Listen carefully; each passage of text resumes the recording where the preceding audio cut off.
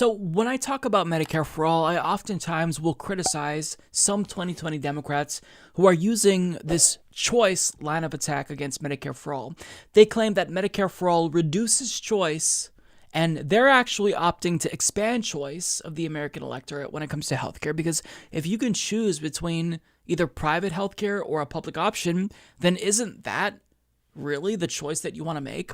But I always retort by saying, no, the choice is allowing me to choose my doctor and hospital, not choose between public and private healthcare. That is the illusion of choice. Now, one thing that I always point out is that this is a talking point that originated directly from the industry. Republicans use it, and now corporate Democrats are using it as well, because it's an effective talking point that seems to be helping to push back against the momentum for Medicare for all. Now, when I say that this is a talking point that originated from the industry, I wasn't making that up or being hyperbolic. And in fact, a former health industry VP from Cigna, Wendell Potter, confirmed that this is actually an industry talking point, because guess what, guys? I helped create this industry talking point. So he talked about this on Twitter in a thread that is long, but incredibly important, because he spills the tea on this talking point and effectively exposes anyone using it as frauds. So he tweets out, "Lately, I've noticed some Democratic politicians defending the current healthcare system by saying it preserves choice for Americans. As a former health insurance executive who helped draft this talking point, I need to come clean on its backstory and why it's wrong and a trap. When I worked in the insurance industry, we were instructed to talk about choice based on focus groups and people like Frank Luntz, who wrote the book on how the GOP should communicate with Americans. I used it all the time as an industry flack, but there was a problem. As a health insurance PR guy, we knew one of the huge vulnerabilities of the current system was lack of choice. In the current system, you can't pick your own doctor, specialist, or hospital without huge out-of-network bills. So we set out to muddy the issue of choice. As industry insiders, we also knew most Americans have very little choice of their plan. Your company chooses an insurance provider and you get to pick from a few different plans offered by that one insurer, usually either a high deductible plan or a higher deductible plan. Another problem insurers like mine had on the choice issue: people with employer-based plans have very little choice to keep it. You can lose it if your company changes it, or you change jobs, or turn 26, or many other ways. This is a problem for defenders of the status quo. Knowing we were losing the choice argument, my pals in the insurance industry spent millions on lobbying, ads, and spin doctors, all designed to gaslight Americans into thinking that reforming the status quo would somehow give them less choice. An industry front group launched a campaign to achieve this very purpose. Its name: My Care, My Choice. Its job: trick Americans into thinking they currently can choose any plan they want and that their plan allows them to see any doctor. They've spent big in Iowa, and he has an example right here of that deceptive campaign. Quote, "This isn't the only time the industry made choice a big talking point in its scheme to fight health reform. Soon after Obamacare was passed, it created a front group called Choice and Competition Coalition to scare states away from creating exchanges with better plans. The difference is, this time, Democrats are the ones parroting the misleading choice talking point, and they're even using it as a weapon against each other. Back in my insurance PR days, this would have stunned me. I bet my old colleagues are thrilled and celebrating. The truth, of course, is you have little choice in healthcare now.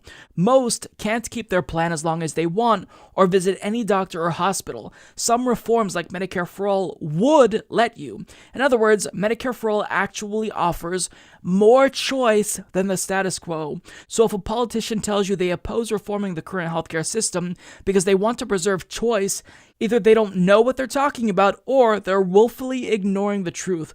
I assure you, the insurance industry is delighted either way. Wow." So this really is a bombshell revelation.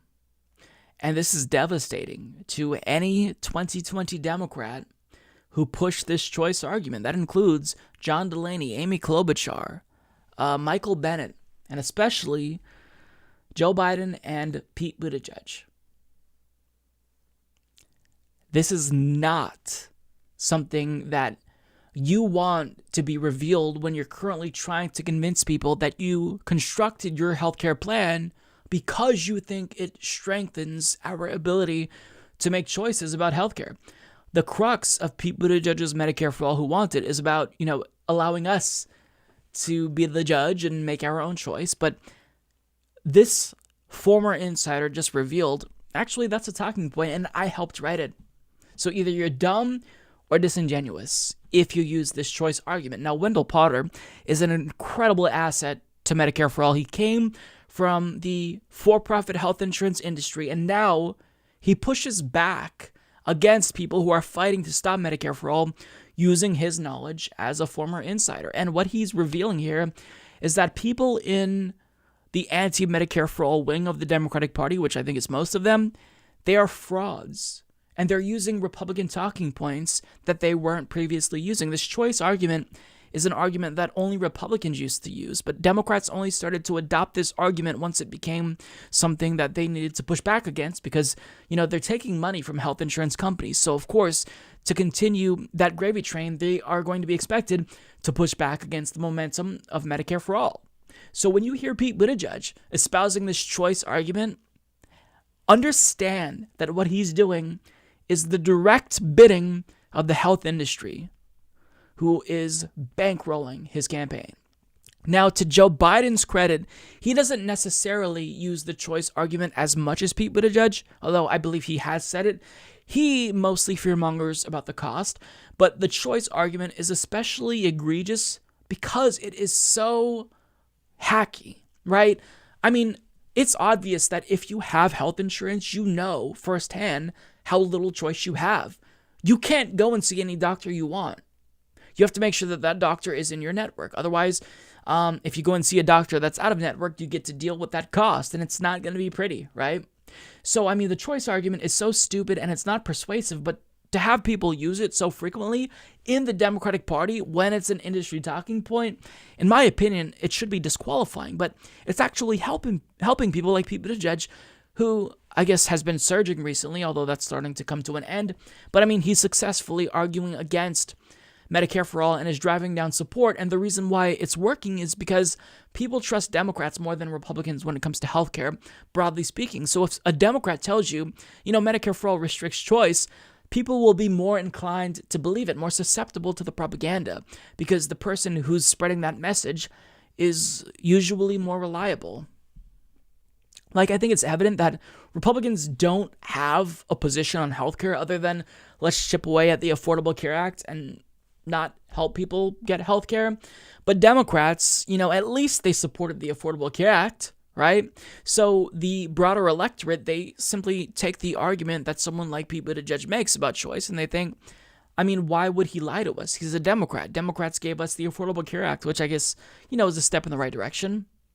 But the problem with this choice argument is that you're essentially telling people to ignore their own experience with these for-profit health insurance companies. You're basically pissing on their legs and telling them it's raining. It's not going to work. And now we have a healthcare executive, a former executive, and Wendell Potter confirming, these people are just stooges of the industry who have created this talking point to push back against any type of healthcare reform, not just Medicare for All, but even the Affordable Care Act.